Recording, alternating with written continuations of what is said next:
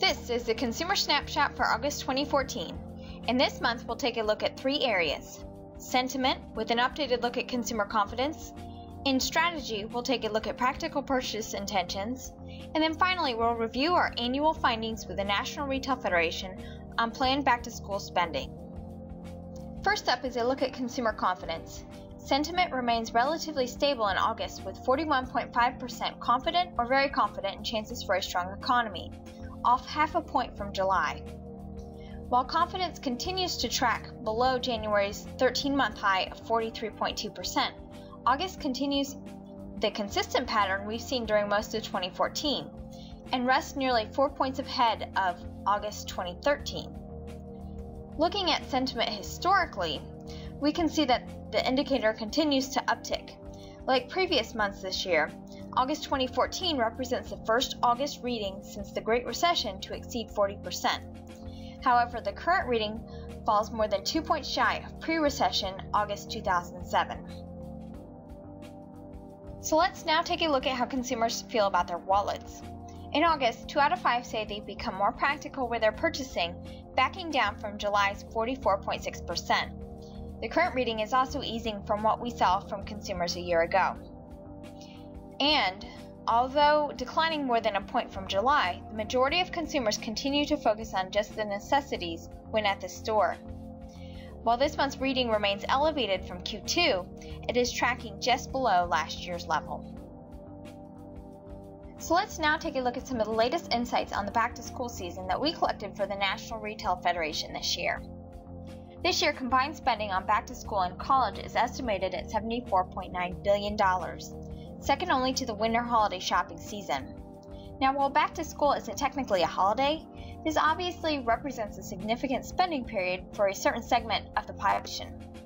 Nearly 30% of consumers are shopping for back-to-school, while about 1 in 5 is purchasing for college this year. I'm often asked if back-to-school spending plans are a precursor for the upcoming holiday season. While this year's uplift in back-to-school and back-to-college planned spending is certainly an encouraging sign of consumers' mood headed into the holiday season, keep in mind that there are several factors that debunk the idea that back-to-school is indicative of holiday spending. First, we collected this information in July, so a lot can happen between now and November, December. Second, back-to-school is primarily needs-driven, while holiday is more wants-driven, so the psychology behind budgeting for each of these seasons is different. Third, back-to-school shoppers represent a relatively small proportion of the population compared to the vast majority who celebrate during the winter holiday season. However, what we can take away from the back-to-school season this year are some of the shopping trends we're seeing from these consumers, such as the declining early bird shoppers, increasing mobile device usage, and increasing willingness to shop online. So these are just some of the things to keep in mind as we dive into the specific planned spending estimates. We'll break down back-to-school spending first here with a look at historical planned spending by household. This year, back-to-school shoppers are planning to spend about $669 on clothing, shoes, supplies, and electronics, which represents a 5% increase over 2013. This growth in spending is being driven by increases in spending on supplies, shoes, and electronics, while planned budgets for clothing are flat year over year. With a 12% increase in spending on school supplies this year, it appears that 2014 might be a replenishment year for shoppers, much like the spending jump we saw in 2012. Overall, back-to-school spending is estimated to reach $26.5 billion.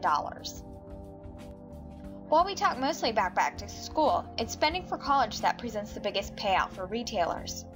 This year, these shoppers anticipate spending about $916 on items like clothing and shoes, college gear and supplies, electronics, furnishings, food, personal care, and prepaid cards, a near 10% increase over 2013.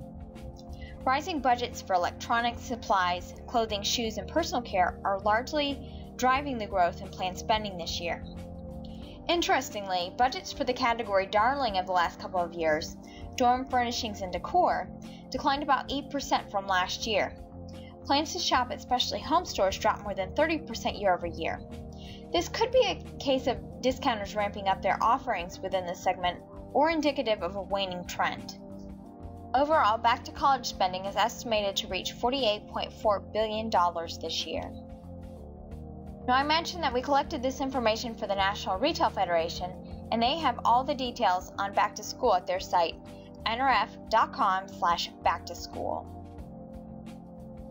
And that's all for this month. You can also keep tabs on our latest discoveries by heading over to prosperdiscovery.com. Thanks for watching.